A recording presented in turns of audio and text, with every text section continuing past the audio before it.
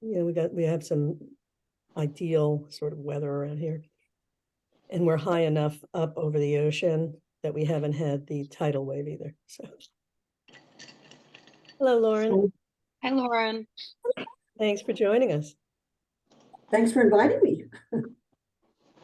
We have a 2-minute countdown. If you guys want to share in the comments what you're drinking. I am drinking black tea with a little hint of hazelnut creamer.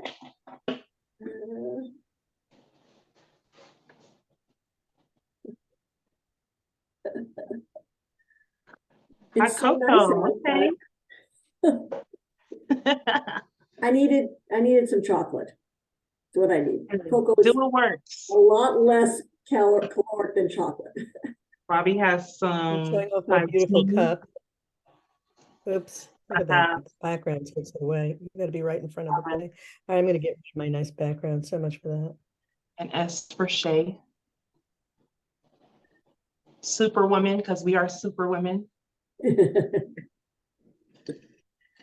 Okay, there I am.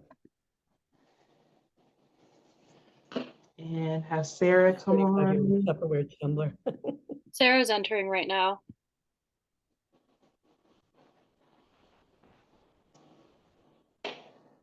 Hi, so I can see for.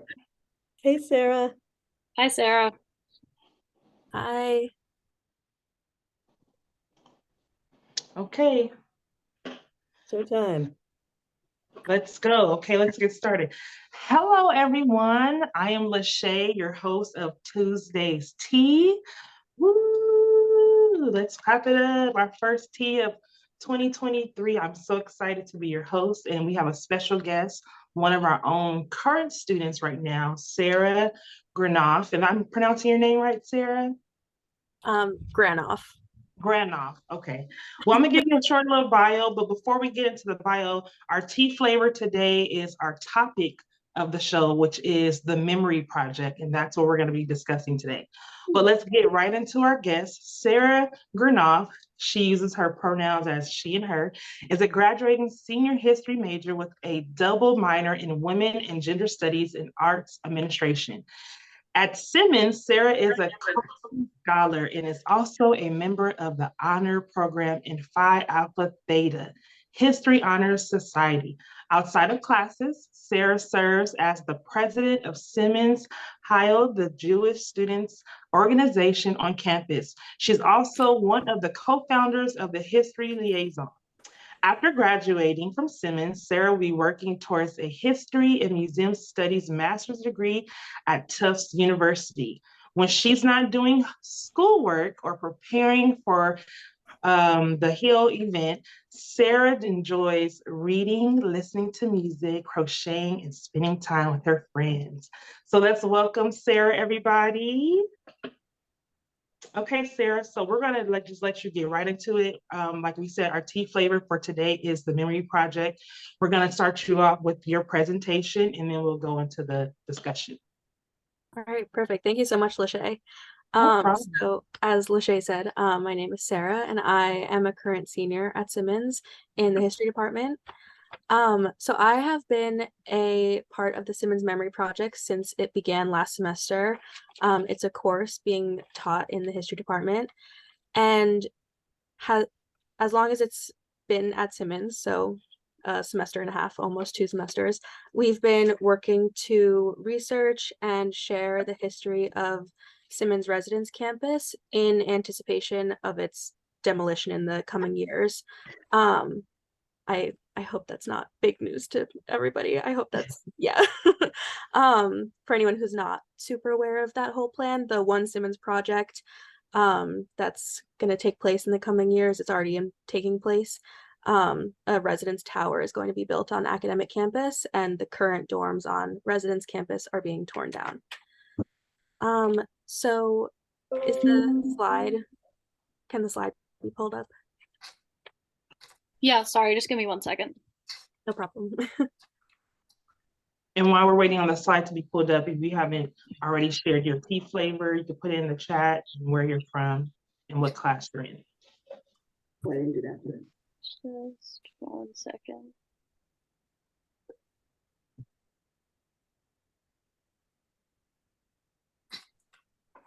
Perfect. Thanks. Of All course. right. So last semester, I researched for my final project, Jewish history of Simmons Residence Campus, and specifically a history of Evans Hall. And I'm going to share a part of that presentation with you all today. So I found that in researching these elements of Jewish history of Residence Campus, that it allowed me to analyze the long legacy of student advocacy at Simmons that I think is really important to highlight. And the kosher kitchen, the creation of the kosher kitchen, which is what I'll be talking about today, I think certainly emphasizes that history of advocacy. So for those who don't know, kosher dining is dining that follows the guidelines set out in the Torah for folks in the Jewish faith. It's a dietary restriction that many Jewish folks around the globe follow on a day-to-day basis. So the kosher kitchen opened in Hastings House, which was formerly called Students House. It's circled in red up here, in 1971. And by 1973, it was a completely student-run and student-operated, student-maintained enterprise. And it's existed on campus ever since. However, almost 10 years prior to the official establishment of the kosher kitchen, there was a large round of students who advocated for access to kosher food, to kosher dining on campus, after one student publicly called the need for kosher dining a whim and an ingrown attitude. So in response to that student's comment, a handful of Jewish and non-Jewish students responded through letters to the editor and the Simmons News, advocating for access to kosher dining on Simmons campus.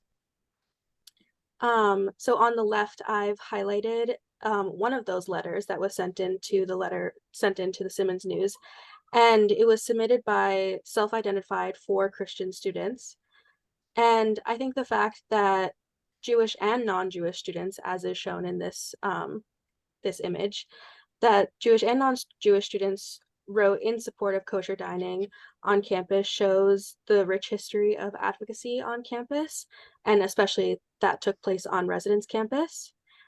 And what's more, the fact that Christian students, non-Jewish students, would write in support despite really having no skin in the game as to whether kosher food was served in Bartle or just accessible on campus or not, shows that Simmons students have not only advocated for themselves, but also for their peers. And importantly, that Res Campus was an environment that facilitated that type of culture. So post the 60s, post the 70s, the kosher kitchen moved into the Evans Hall basement in 1986 when Hastings House was demolished to make space for the Home Sports Center. So if you can picture in your mind when the Homes Sports Center, where it is, that's where Students House used to be, and that's where the kosher kitchen used to be. It currently and still is in the Evans basement, and below is a picture from the 1988 microcosm showing 2 students having a grand old time in the kosher kitchen. The kitchen is still student run and student maintained to this day, and it reminds us of the Simmons students who came before us and who helped to cultivate this culture of activism and advocacy on Residence Campus. Thanks. Thank you so much, Sarah. That was an amazing presentation and very educational, especially for myself being not a resident student, being on doing a digital and online program. So that was really educational for me. I have a few questions for you. So let's go back to explaining what kosher food is and why it was so important for those students to, I guess, make a buzz like this is necessary for our students here. Yeah, absolutely. So as I said, kosher dining is food that follows guidelines set out in the Torah, the holy text in the Jewish religion. And those requirements, the kitchen needs to be specifically cleaned and maintained, and food needs to be checked and blessed by a rabbi. And if it's being sold, I honestly don't understand all of the rules 100%, but it's not, kosher food is not something that any old kitchen can cook, because a kitchen has to be certified by like a kosher dining association in order for it to be actually classified as kosher. Some common kosher laws are like no pork, no mixing meat and dairy, no shellfish, things like that. And then within that, there are more strict rules, and that's where the rabbis come in and certify the kitchens and things like that. So it's a pretty intense process. And if you're a student who keeps kosher and your school does not have a kosher kitchen or any type of kosher food, you are not able to eat on campus. So it's a pretty essential thing to have access to. I was reading one of the comments, and they were saying how it needs to, like you said, separating the dairy and the meat. So it needs to be a dairy sink and a meat sink, because, and which is kind of good because American kitchens, they always talk about cross-contamination, right? You know, when you're cutting meat and then going to something, not cleaning your knife. So that's good. Okay, give us a history of how activism played a role, you know, to giving an opportunity to opening the Culture Kitchen. Like, why was activism just so important, especially with women? I feel like women make a lot of buzz. When we're not happy, people know we're not happy, and we're going to talk about it, right? So give us the importance of activism when it comes to this memory project. Right. So not only in my research about the Kosher Kitchen, but also in my other classmates' research, advocacy and activism has come up time and time again throughout the over 100 years worth of Simmons history and Simmons Residence Campus history. And I think what we have all found is that Residence Campus facilitated a space that was like owned by the students. It was a separate space for the students that we could sort of be in charge of our own culture and our own identities and explore the topics that we were passionate about. And Residence Campus became a sort of safe place for students to advocate for those things that were important to them, and enabled them, I think, to have the confidence to like ask administration for things and demand for things. And I think especially like for a women-centered institution, that culture is incredibly important, and for women to build each other up and encourage each other. Res Campus definitely has, I think through our research, we found that Res Campus was a space where Simmons students historically felt safe enough to advocate for those things. One of the things that stood out to me during your presentation, you were saying how non-Jewish and Jewish students came together for this one particular, I would say, need. And that's one thing I love about activism. It doesn't matter when it comes to race and, sexual orientation, whatever. When we see there is a problem, or when people see that there is a problem, I love how a community comes together and say, look, this is a problem here, and we want our needs to be met. And it's amazing how Simmons took that problem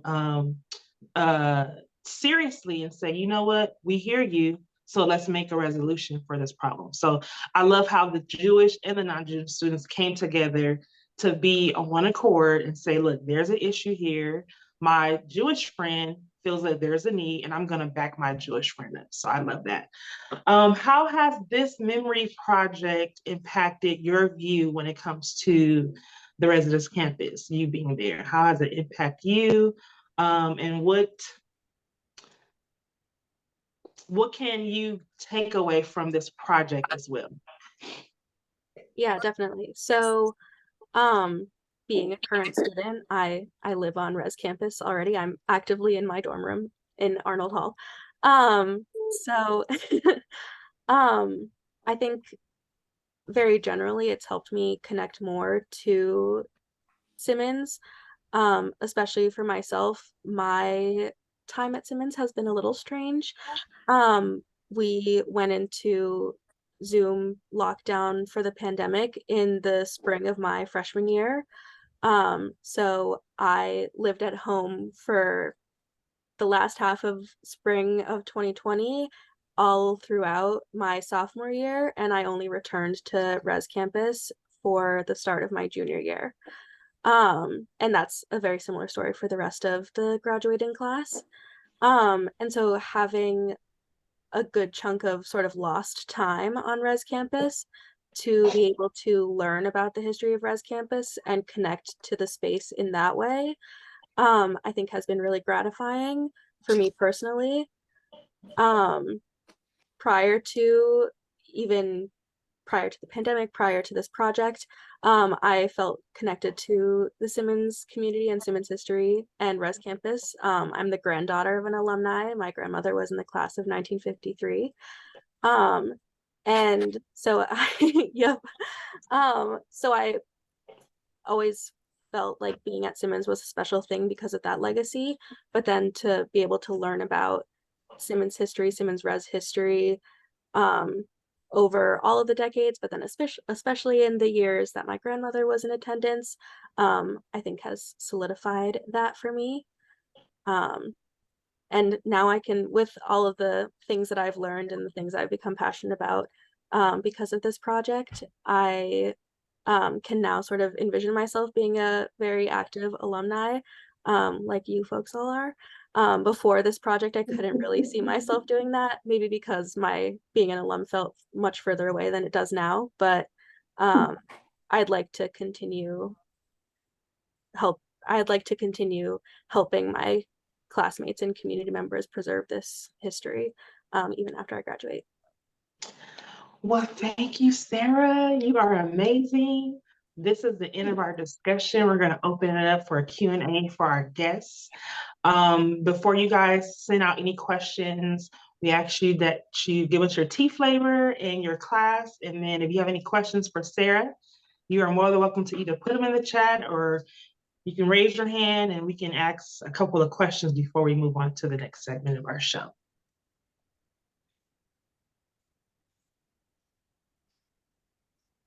Bobby? Thanks, Sarah. I was wondering if you could tell the story that you told to Lashae and I before the podcast, which was one your grandmother had told you. Oh yeah. So I shared my grandmother is still alive, thank goodness.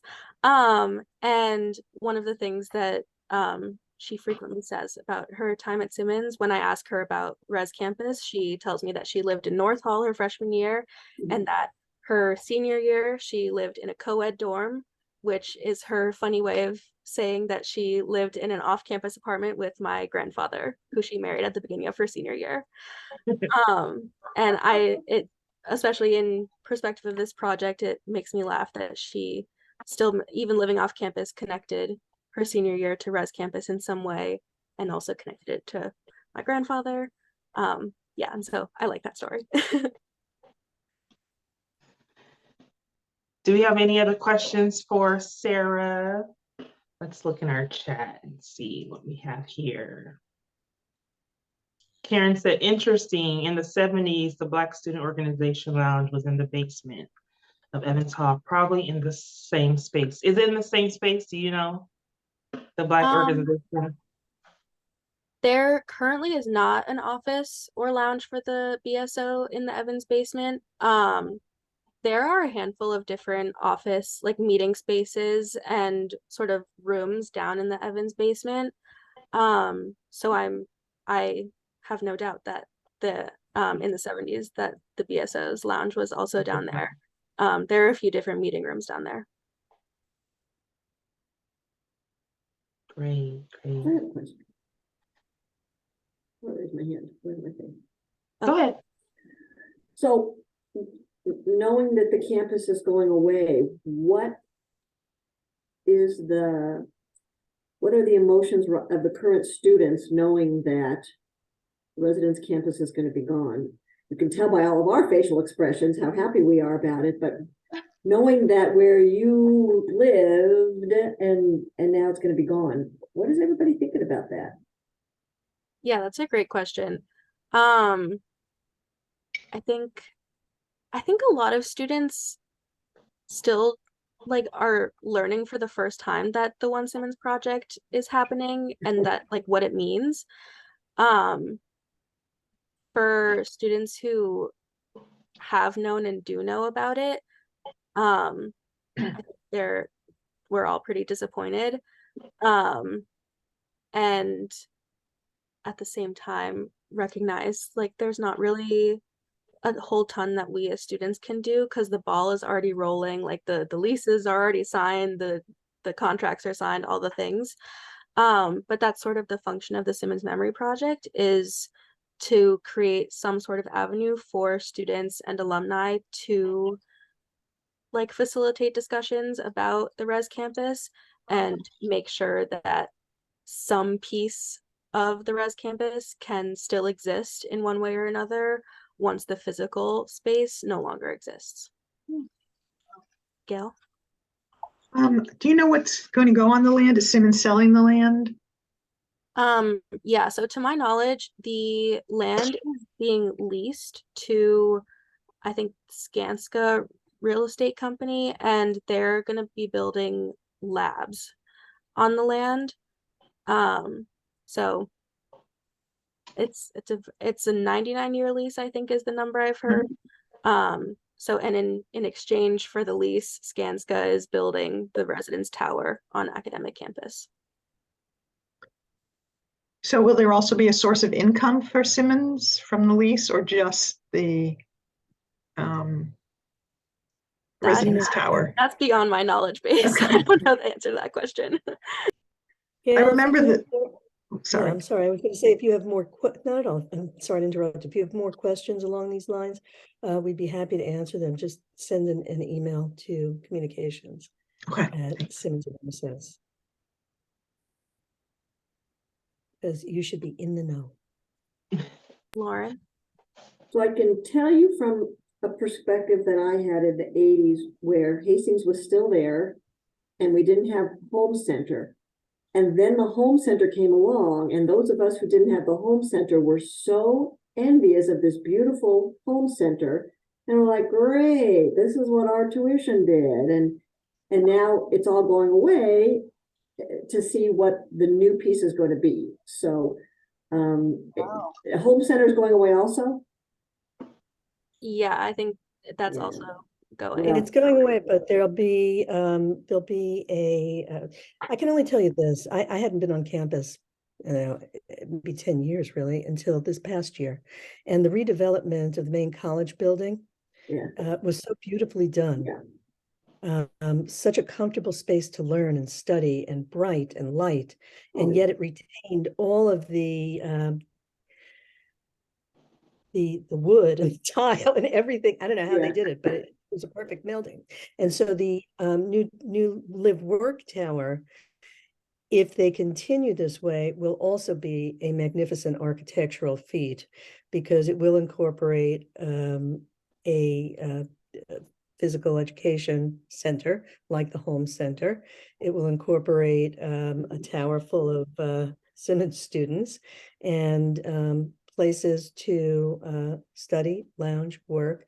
And the science center alone and how that was redeveloped is extraordinary.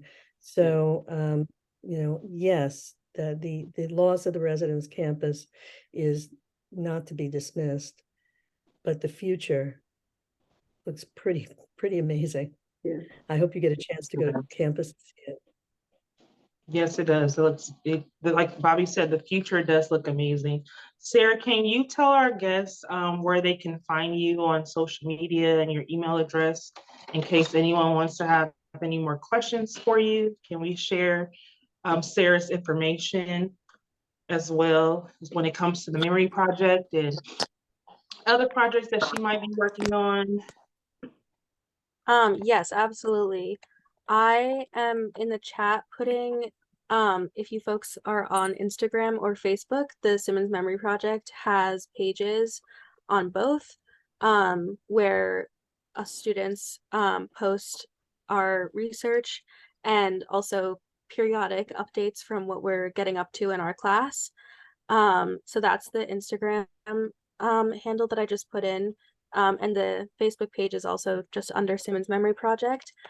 My email is going into the chat next.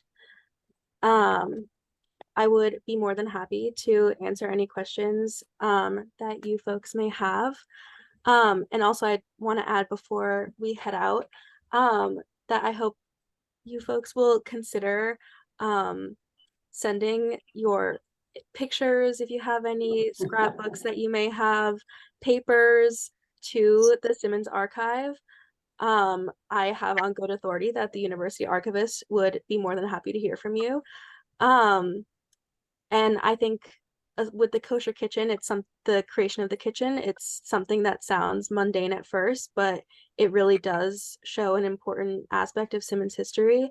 And so if you have papers or photographs laying around that you don't think belong in the archive because they seem mundane and everyday to you, I promise they are actually very, very important, and we would love to see them, especially as we try to cultivate a history of Residence Campus. So I will also put the email for the archive in the chat as well. Yes. Put that there because I think that's important when it comes to Simmons. I've noticed the community is very close-knit. And like you said, on the social media with the Memory Project, they have their own social media pages. So make sure you guys go to Facebook and check out the Memory Project through Simmons. And you can put up archives or you can send your archive pictures and memories to Sarah so that we can definitely share those memories. Before we head out, I want to give a special thanks to our co-presidents, Karen Thomas and Bobby Thompson, and our AAEB directors, Kelly O'Connell, and alumni outreach, Lane McCarthy. Without those ladies, I would not stand before you today hosting our very first show. And our upcoming events, can we put a slide up for our upcoming events that are coming I got you. Give me 1 second. couple of weeks so that you ladies can be aware of that. So our upcoming events, Wednesday, April 12th, our College of Fenway Spring Concert. So we want to go to a concert, 7:30, Roxbury Community College's Media Arts Center. You can purchase the tickets at Alumni Supporter Tickets. April 20th, Thursday, Simmons Hill Alumni Hybrid Evening of Theater. Don't want to miss that. Friday, April 28th through Sunday, April 30th, African American Alumni Association Black Alumni Symposium. So that's coming up as well. May 9th and Tuesday, May 9th and Tuesday, June 13th. So upcoming tea, we're going to have our Tuesday tea, the second Tuesday of every month. So you guys can catch me next month as well. And we have a special guest coming up. That tea flavor, I think you ladies do not want to miss that. So we'll get to that after this last announcement. Saturday, May 20th, Simmons Alumni Association Alumni Meeting. So thank you guys for joining, thank you ladies for joining me on our first Tuesday tea of the year. Let's clap it up. Thank you so much, Sarah, for joining us. You are an amazing guest. And next month's tea flavor, ladies, got your teacups up? Simmons Tuesday Tea Podcast is going to be with our very own Sun Yu Birigua, class of 2009. She is a bone healer, a narrative medicine clinician, indigenous bone healer, and adjunct professor at Columbia University. And her topic is going to be pre and postnatal for inequity health inequity. So you don't want to miss that. That's something I think most mothers would love to discuss, especially when it comes to minority pregnancy and labor. So we love you all. We thank you for joining us on our first podcast. And make sure you drink enough tea for the week. Great going, Lashae. Thank you so much, Yes. everybody. Thank Thanks you for so coming. much. Sarah, Thank well you. done. Bye, everybody.